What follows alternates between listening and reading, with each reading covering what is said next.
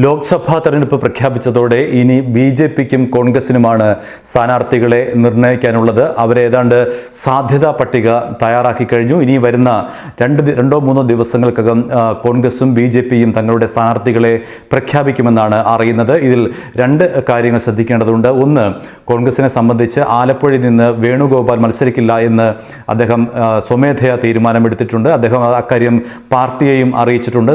വേണുഗോപാലിൻ്റെ തീരുമാനം ഹൈക്കമാൻഡും പാർട്ടിയും അംഗീകരിക്കാനാണ് 100% സാധ്യത. അത്തരത്തിലാണ് അദ്ദേഹം കാര്യങ്ങൾ പറഞ്ഞിട്ടുള്ളത്.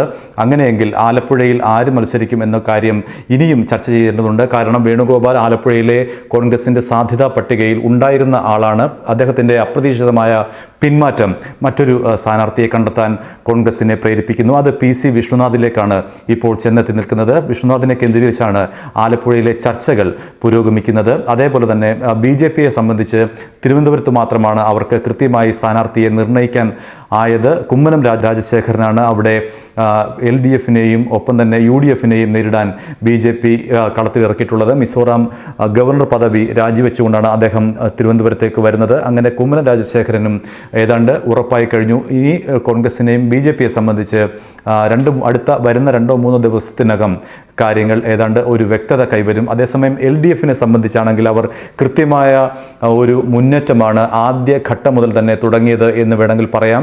സ്ഥാനാർത്ഥി നിർണയം പൂർത്തീകരിച്ചു. മാത്രമല്ല തെരഞ്ഞെടുപ്പ് പ്രചരണത്തിൽ അവർ ഒരു പടി ഈ രണ്ട് മുന്നണികളെക്കാളും ഒരു പടി മുന്നിൽ LDF എത്തി നിൽക്കുന്നു. മിക്കയിടത്തും ചുവരെഴുത്ത് തന്നെ ആരംഭിച്ചിരിക്കുന്നു. തിരുവനന്തപുരം അടക്കമുള്ള പ്രദേശങ്ങളിൽ LDF-ന്റെ ചുവരെഴുത്തുകൾ 4-5 ദിവസം മുമ്പ് തന്നെ ആരംഭിച്ചു എന്ന് വേണമെങ്കിൽ പറയാം.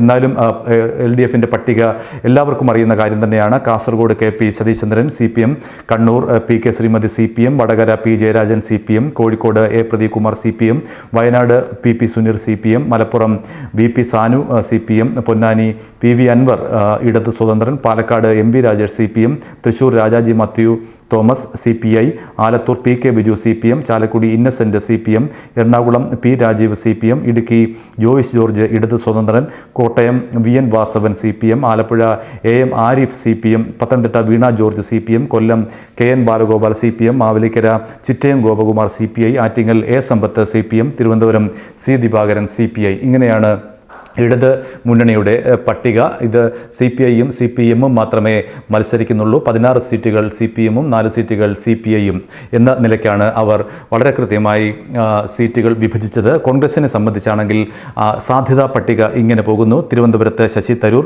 മാവേലിക്കര കൊടിക്കുന്നിൽ സുരേഷ്, പത്തനംതിട്ട ആന്റോ ആന്റണി, ആലപ്പുഴ മുമ്പ് പറഞ്ഞതുപോലെ തന്നെ വേണുഗോപാൽ പിന്മാറി അവിടെ ചർച്ച നടക്കുകയാണ് ഇപ്പോഴും.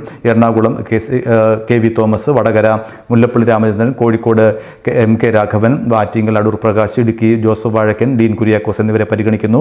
ചാലക്കുടി ബെന്നി ബെഹനാൻ, KP ധനപാലൻ, TN പ്രതാപൻ എന്നിവരെയാണ് 3 പേരെയാണ് പരിഗണിക്കുന്നത്. Thrissur doctor Niji Justin, TN Prathapan എന്നിവരെ പരിഗണിക്കുന്നു. പാലക്കാട് VK ശ്രീകണ്ഠൻ, ഷാഫി പറമ്പിൽ എന്നിവരെ പരിഗണിക്കുന്നു. ആലത്തൂരിൽ സുനിൽ ലാലൂർ, K തുളസി, ഒപ്പം Wayanad Shanimol Usman, T Siddique, Kannur K Sudhakaran, Kasaragod സുബ്ബറായി, AP Abdullakutty, PC Vishnunath എന്നിവരെയാണ് പരിഗണിക്കുന്നത്. ഇതിൽ PC വിഷ്ണുനാഥിൻ്റെ കാര്യം ഇപ്പോൾ ആലപ്പുഴയിലേക്ക് പരിഗണിക്കുന്നു എന്നുള്ള ഏറ്റവും പ്രധാനപ്പെട്ട ഒരു വാർത്തയാണ് ഇപ്പോൾ വന്നുകൊണ്ടിരിക്കുന്നത്. അത് അത്ര സ്ഥിരീകരിക്കാത്ത അഭ്യൂഹങ്ങൾ മാത്രമായിട്ട് ഇങ്ങനെ നിൽക്കുകയും ചെയ്യുന്നു. ഒരുപക്ഷെ നാളെയോ മറ്റന്നാളോ അല്ലെങ്കിൽ ഇന്ന് രാത്രി തന്നെയോ അതിനൊരു വ്യക്തത ഉണ്ടാകുമെന്നാണ് കരുതുന്നത്.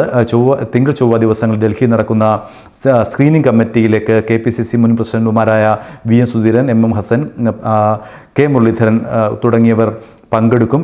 ഈ നേതാക്കളുമായി ആലോചിച്ച ശേഷം മാത്രമേ ഈ സാധ്യതാ പട്ടികയ്ക്ക് ഹൈക്കമാൻഡ് അംഗീകാരം നൽകുകയുള്ളൂ.